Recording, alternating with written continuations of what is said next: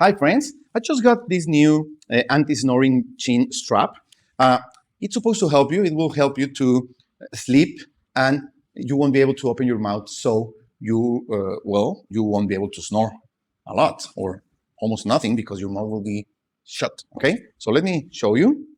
You install it like this. This is like the final adjustment you're gonna do. As you can see, of course I can open my mouth and talk, but if I were sleeping, my mouth will be, it won't open by itself if I am sleeping. So I will be breathing through my nose, and if I don't open my mouth, I won't be snoring. So, I'm gonna try it and see how I spend the night with this. Thank you.